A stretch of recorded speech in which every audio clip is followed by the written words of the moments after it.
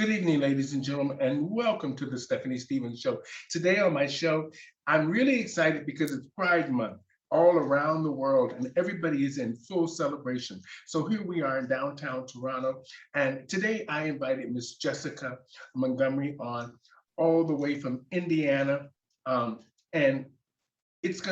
we're gonna have a great show today because Mhm. we're talking all about pride, um, Yes. the past, the present, and where do we go from here? Mm. Now, I just want to say, and we also have Mr. Chadwick Chung. He'll be chiming in the middle to ask Miss Jessica a few questions of his own from London, Ontario. Ooh. Now, how are you, Miss Jessica Montgomery? How are you, girl? Good, baby. We just got done doing, our pride here was, it's kind of not quiet, but we just had our block party at one of the main bars. The crowds came out. We had hundreds of people. Everybody drank and socialized and shows, and so it was like nothing was out of place except for the parade. Oh, well, first of all, I just want to say thank you so much for doing this for Oh, me. sure, it's my Thank pleasure. you much for helping and supporting me create content for us. For us. That means all of us. Yeah. Now, I have to ask because my agent, she always puts it here. How do you identify? I'm male, but I do. People say, do you, when you're out as a man, do you want us to call it by your drag name or your show? It doesn't bother me either name, whichever name pops in your head. I'm feminine. There's no question about that.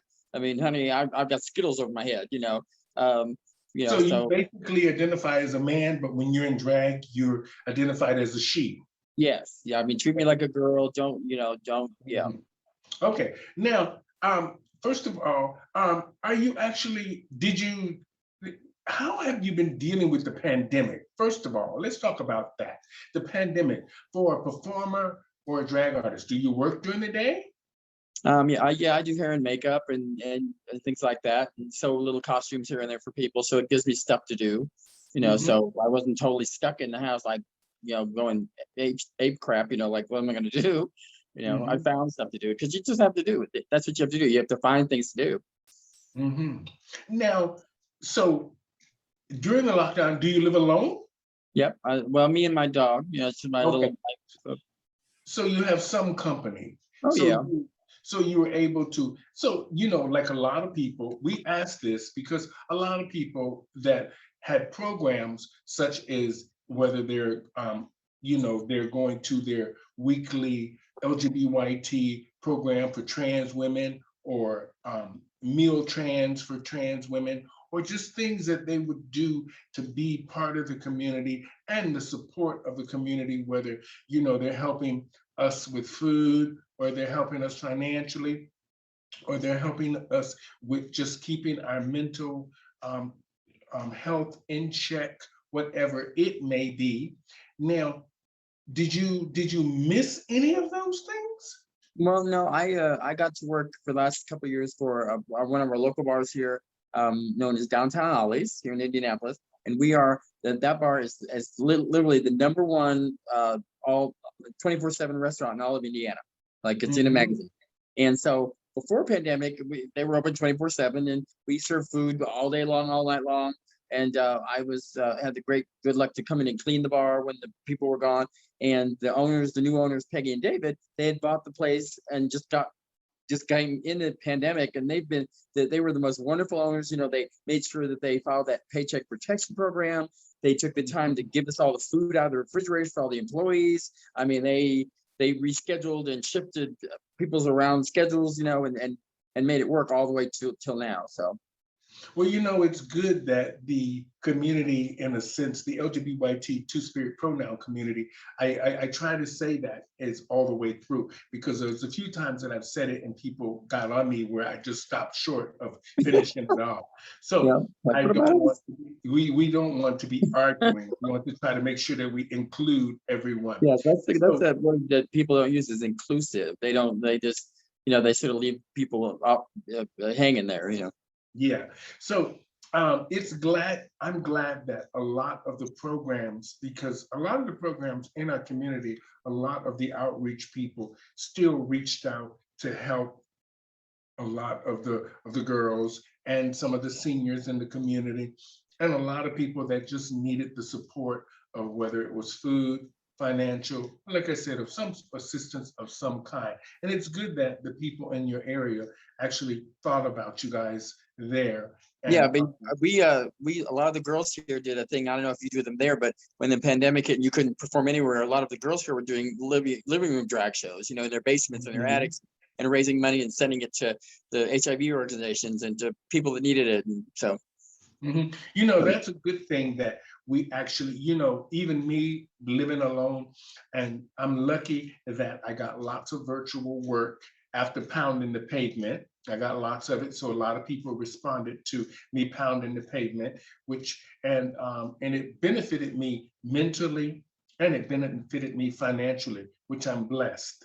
mhm. And I was glad to see a lot of the girls hitting the pavement. I know Facebook didn't like the fact that a lot of girls were on there using the artist's music and and all this stuff. They let a few slide through. They let them slide through for a little bit so they can make a little money. So they can make a little Right. money. But what for you? I mean, being out, did I say Indianapolis? Uh-huh. Did I say it right? Okay. Yep. Now, for me, this would be a small town, right? You live in a Uh, small town? well, it's small, but it's big. I mean, there's stuff to do. Most of our when I first moved here, we had a lot of bars. Then some of the bars closed down. Well, first, a lot of the entertainers were leaving town. Just for jobs and husbands moving and stuff like that. And then a lot of the bars closed down. And I thought, oh my God, what's going on? I thought everybody's jumping ship. What's happening? Mm. And then it was that way for a while. And then the pandemic hit, and then it really just curfews and blah, blah, all this stuff going on. But all that was discombobulating for us here because we Mhm. didn't know which way end was up. You know, Okay. Let's talk about the parade. yes, You that's said that you guys didn't have a parade this year. no, Not even a virtual parade? no. We did a lot of the virtual stuff. We did some virtual stuff like a virtual Pride last year, and then this year we were able to have a block party. And have so many people at it. For the occupancy thing, and so at least there were people out in public now for that. So I think by next year we'll have the parade again. Okay. Now, in Toronto, we had a huge controversy about the police being in the past parades. No, Now, I what, don't what, think. Why is that? I what mean, would your that's stand, what would be your stance on that? For me, I mean, not that you have to follow my opinion.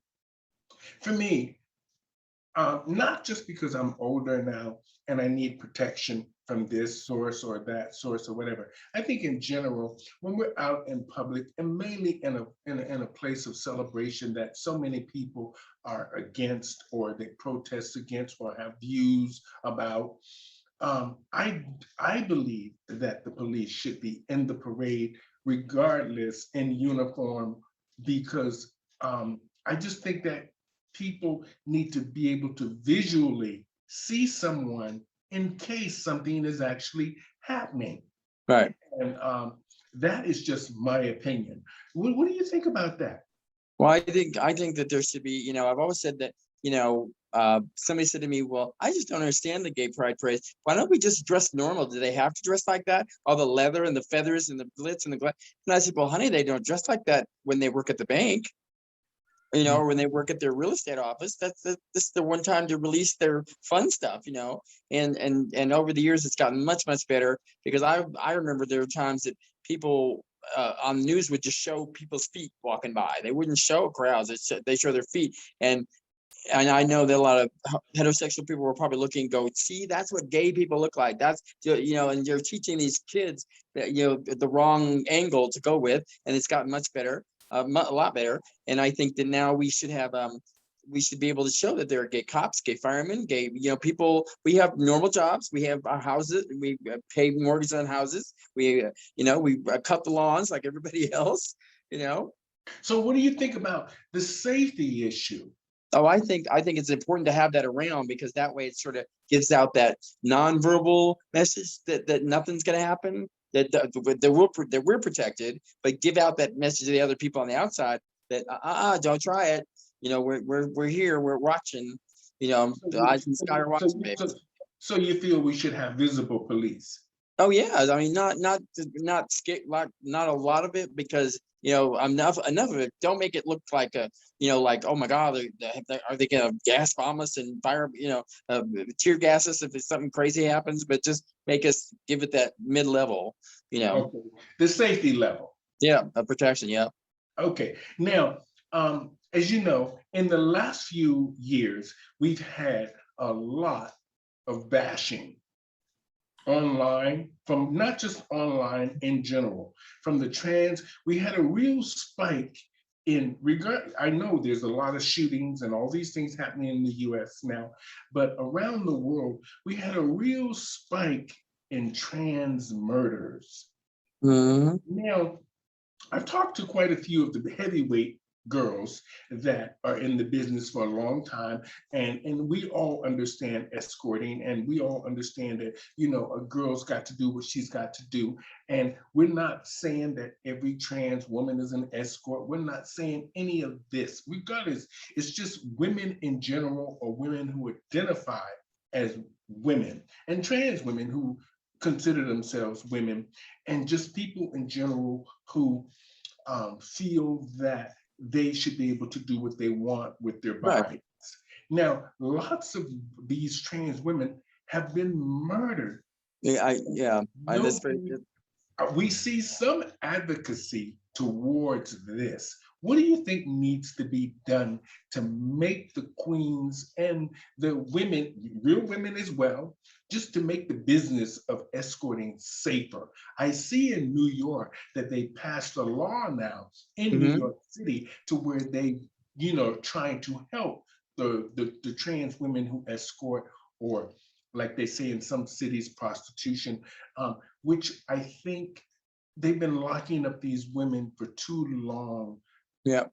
about, trying to control them and what they do with their bodies. And it's a good step that the judge in New York City made some effort, or the governor made some effort to decriminalize this. In a sense, I think will make it safer for the girls, whether they're real women or trans women, or women or trans women who identify as women. Yeah, Now, what?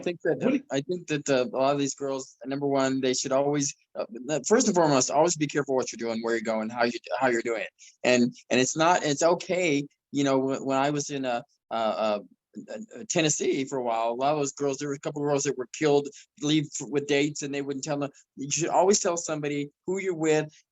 It's okay if your friend takes the license plate of a car that you're getting into, because it's not that you're snooping. It's not that you want to know their business. You need to know that you're going from point A to point B and back. And if something happens Mhm. to you, they want to know the last thing that they saw. Yeah, that makes sense. The same. I always said this, regardless. Before, back in the days when I was doing shows and hanging out with all the girls, I've always said they should have decriminalized prostitution and escorting from the get-go, because I always thought that it would have made it safer for the girls. now, now that we seem to have so much media now. Now, with us being in the mainstream, and not just with Pose, with Billy Porter, Yeah, that's a putting really good. himself putting himself right on the line, and yet still trying to balance out his own identity as the pronoun, or what he wants to be and what he's doing. And then we have Tyler Perry, who's now hiring lots of trans people and different minorities to show diversity and inclusiveness. And then, of course, we have RuPaul's Drag Race, that's trying to show the young children, to have fun and dress up and just be themselves. Right. Now, where do you think we should go from here, now that we have the world's attention? Well, I think Pose. I mean, I love Pose. Everybody loves Pose. That was a great representation of how it was. I think it's and how it still is. Kind of. It's not that far in the past, but that was a great start to show the people who've never seen that world what it Mhm, is, what those girls go through.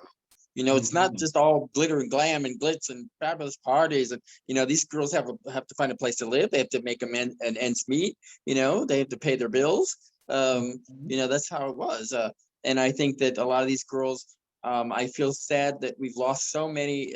There was that wave. You're right. They were just dying left and right. And I thought, what is going on? I thought, every time I turn around, the Continental girls were a victim of that for a while too. I was Mhm. upset about that because I worked with a lot of those girls, and I think it's okay to put it, decriminalize it, like you said, and these girls need to work on protecting themselves more and get help from right the important people that make these laws and change that can change them. Because you're not going to see change unless you do something. Let's just speak up. Mhm. Don't Yeah, bitch about voting if you didn't vote. that's right. I say that all the time.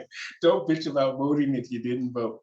Now, another thing that seems to be in the news now, it to me, I I understand her anger towards maybe something that she's experienced, and I'll get into that after I ask you this question.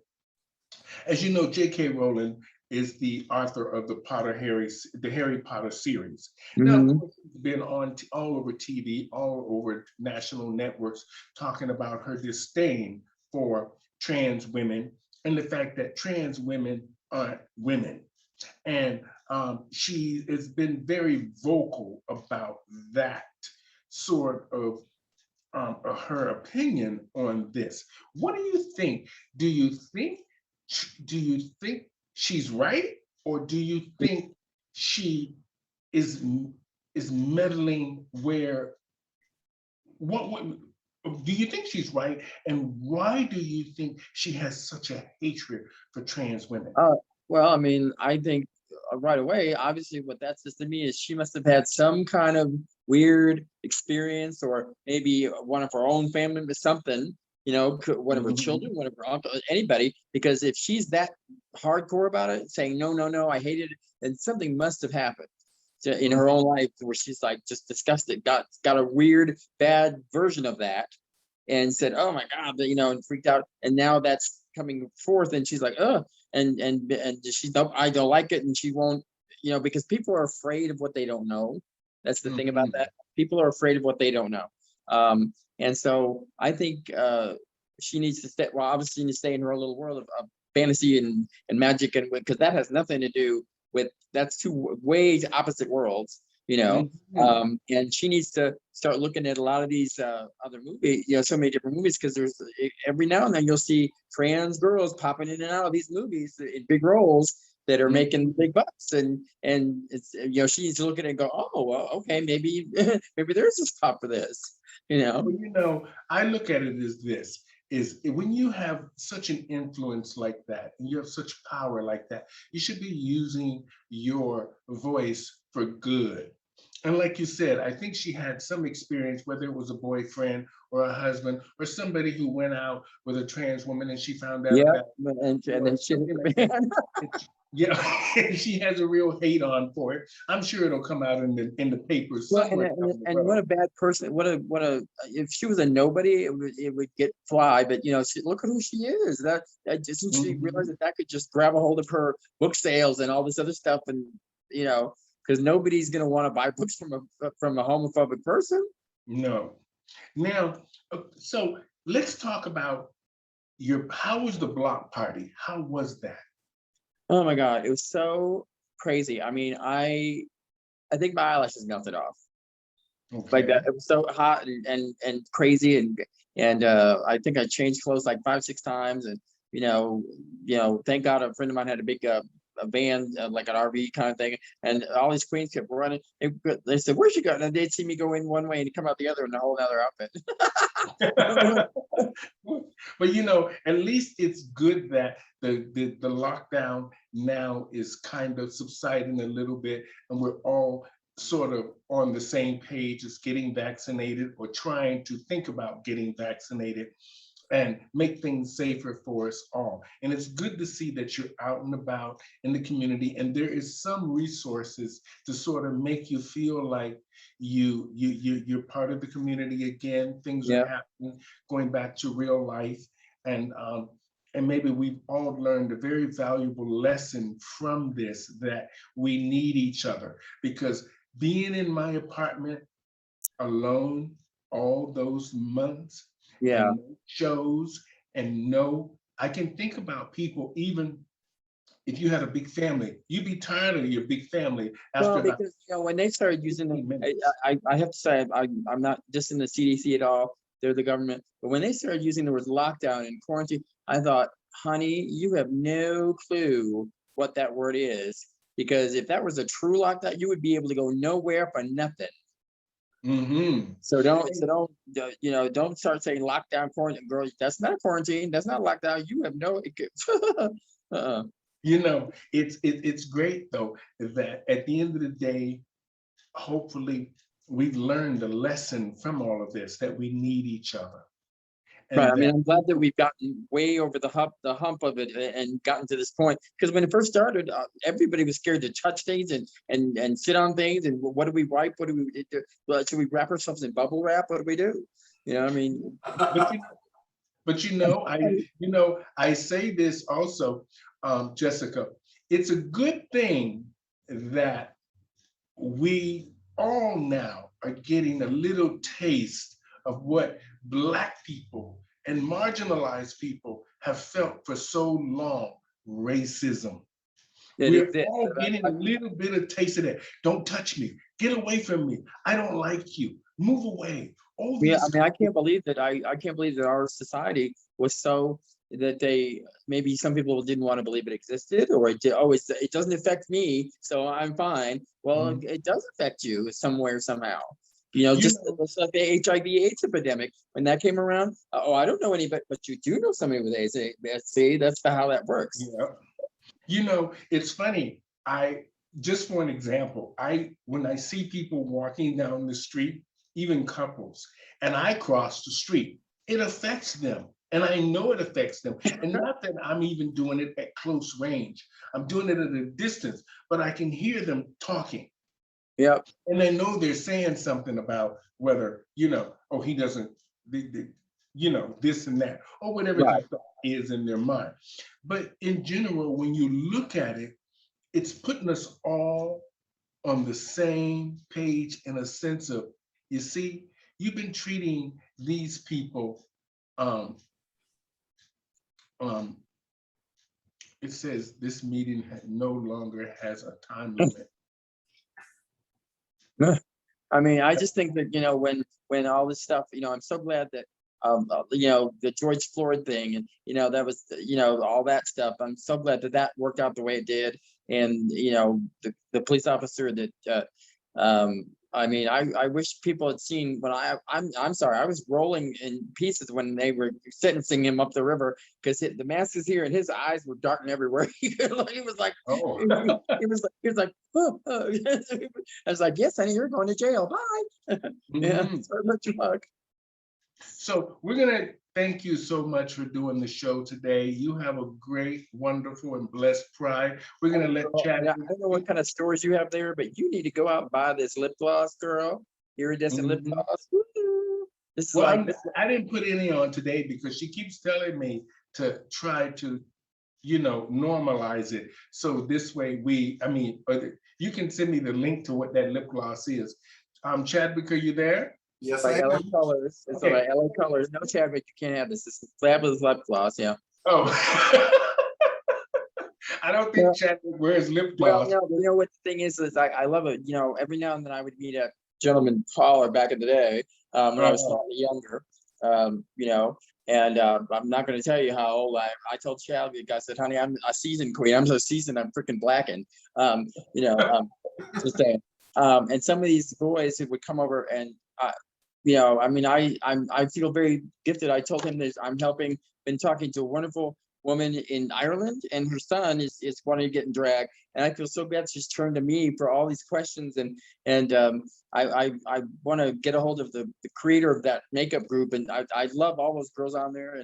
And I'm constantly on there giving them my tips and tricks and. Well, the good thing about all this is that we now have a platform where we can educate people about what we actually do when it comes to drag shows, how we paint, how we Right. look. And you know what I like about this is that group, I've not seen one hateful thing said, no backstabbing, nothing. it's all about how do I do this? How do I make this happen? And everybody's helpful about giving each other tips and tricks and you know. Well, the So good that's thing really else is that it's a good educational platform. People are hearing from people who have been doing it 30 plus years, who've oh, been in this business and who's made a living. Oh, I mean, I'm sorry, 20 plus years. sure. So, Well, I told people, I said I came from the era when blue and green eyeshadow was my best friend, and I learned real quick that cover girl doesn't cover boy. oh. So we're going to have Chadwick tune in for just a second to Yeah. ask you a couple of questions, and then we're going to close off with All right, baby. fabulous Miss Jessica Montgomery, all the way from Indianapolis, Yeah. talking to us about pride memories, where we should go from here. And we need to send this to Ellen for the season 19. Yeah, just saying. Oh, there you go. What? Go ahead, Chadwick. Okay, I am going to condense my question because I guess this question is going to be for both of you. So Right. before I ask the question, I need to let you know where I'm coming from to give you this question. I started coming into the community late at the age of 25, when most people said I went to the bar when I was 19. Late start. I started performing when I was close to my 30s, and of course, drag was thrown at me by the homophobes. Oh, that's what you want to be. You're one of those girls. And at the beginning, I resented drag queens for giving me that image that I never created.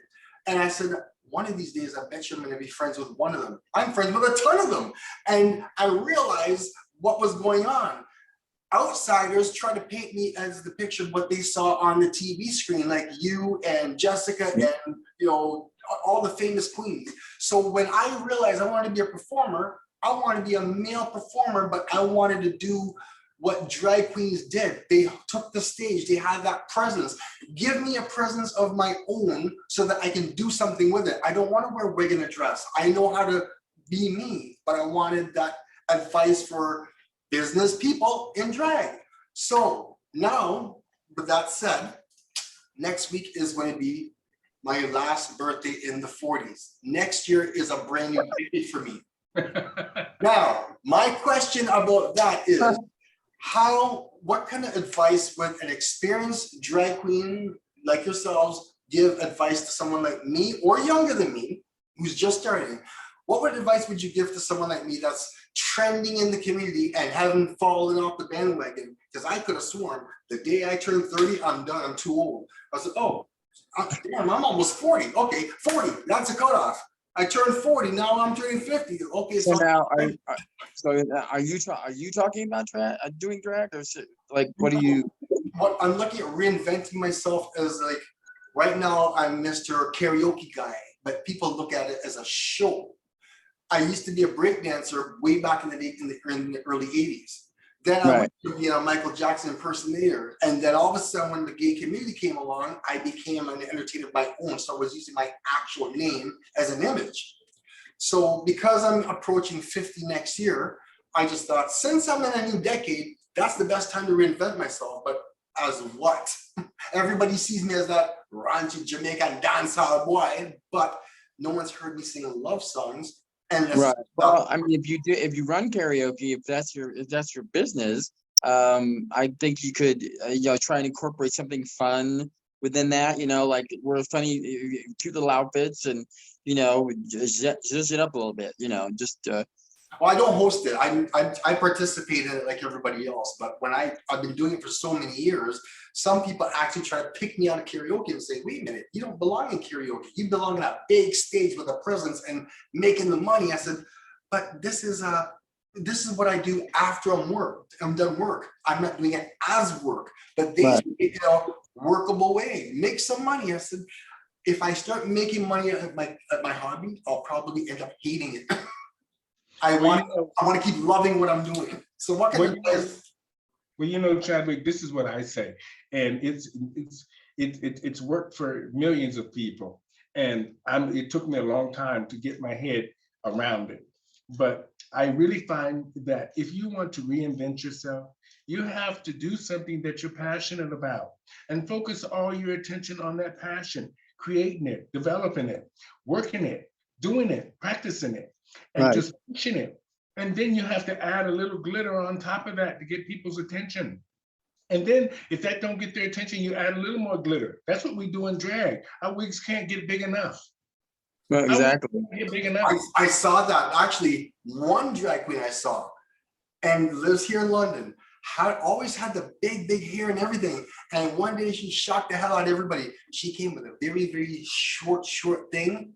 And it was like, who is that? We didn't realize it was the same queen that we've known for years. It was Yeah. a whole different image. It was almost like she had the old 80s Holly Berry look.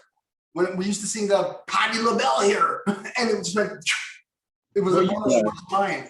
The good thing about what we do as entertainers and performers is that we love what we do. So if you love what you do, Chadwick, you will find a way to create and make that fabulous for your audience, because that's who you are and that's what we do. We are here to entertain, and we are entertained. We love what we do, and when you love what you do, it will all make sense. Yeah, because when you go on stage, when we go on stage, it's like a job. If you don't love your job, if you're not, you're gonna walk in that job looking like death warmed over. The people are gonna ask you what's wrong. And when you entertain, you can put on all the acts, but people see through that facade really quick. When you hit that stage, you got to perform like there's 100 people in that room, and there may only be 5. And if you don't act like you're having a freaking good time, people will see it right here, and they'll be like, You know what I call that? I call that the flight attendant moment. How many times have I sat on a plane and all I do is just watch the flight attendants and she didn't smile at him when she walked by, and it's almost like you're nitpicking at them. I said, is that what people do to me when I'm on stage? I'm sitting there in my seat, fasten the seatbelt. Well, see, the thing about drag is I've worked in a lot of towns where, when I went to, Minnesota, there's a big drag bar, and let me tell you, I love the girls there that I met, but honey, if they think you're even remotely good, you are not getting past the first gate, because and I asked somebody what the deal was, and they said, oh, they're worried about losing their spot, okay, stop right there. If they are so worried about losing their spot, then maybe they need to step their game up. That's how that works. Thank you. Some people have actually said that I'm not a threat to drag queens because I don't do drag. And I said, well, I didn't come here to be a threat. I came here to love what I'm doing. Well, who cares if you were, or who cares if you were or not? That's their problem, not yours. But drag queens were actually at each other. It's almost like, it's okay to be here, but you know what? There's only one queen in that. See, the thing I've seen, which it just hurts my stomach, where I've seen, because I was in this position when I started doing shows. I wanted to do shows. My mother took me to La Cage aux Folles on stage on Broadway. And I said, Mommy, do you remember what you asked me what I wanted to do when I grow up? She said, yep. And I said, that. And she's like, what? And I said, why do you want to do that? And I said, look at them. They're the glitter and the glitz and the applause. And I said, I want to be on that stage. And she said, oh, all right, that's what you want to do. I guess being a doctor is out, so over the years I did drag, and I put, liquid Maybelline makeup on my 3 o'clock shadow and thought I looked the deal. And I had people dipping their napkins in their drinks and throwing them at me.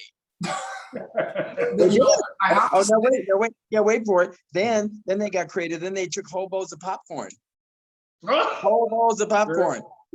No, wait. And then the final kicker was, and I think I told you this, Stephanie, was they would throw change at me on the stage, and that's the worst hateful thing they could do. And I thought, they wanted me to check my tail between my legs and run.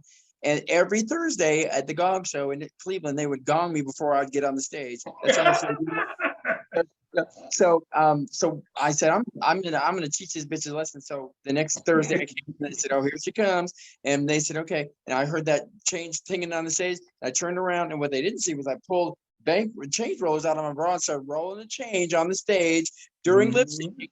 And they're like, girl, she's rolling that change. And the owner of the bar said, of course she is. She's Jewish.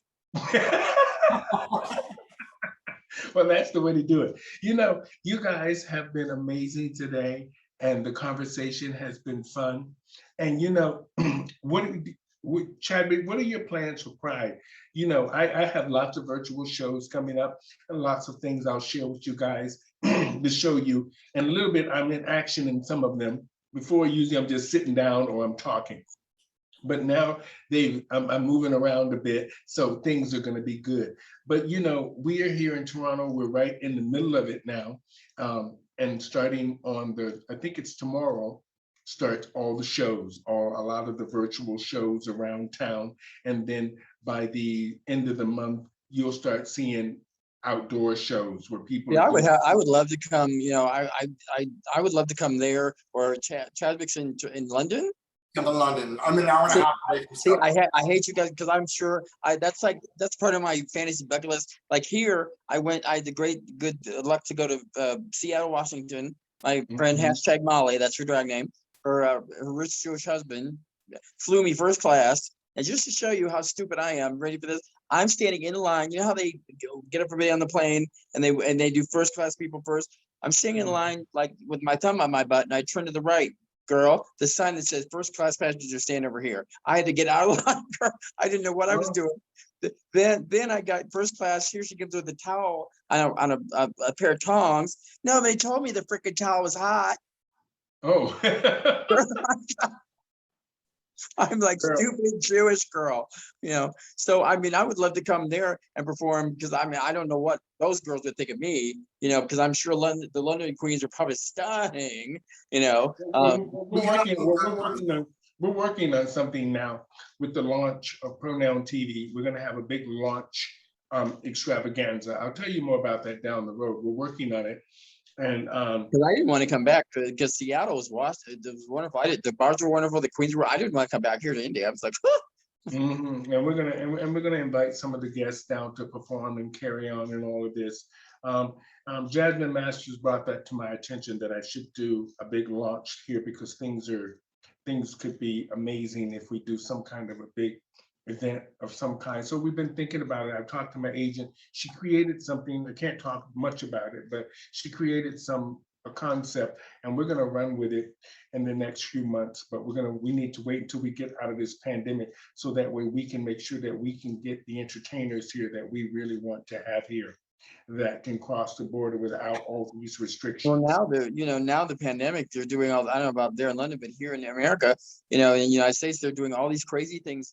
They're giving people free flights, and they're doing everything but giving them a house to get them vaccinated, just because they're, you know, I mean, it's crazy. It's like, girl. Well, you know, it's so. I want to end with you guys. I want to just say happy Pride, Chadwick.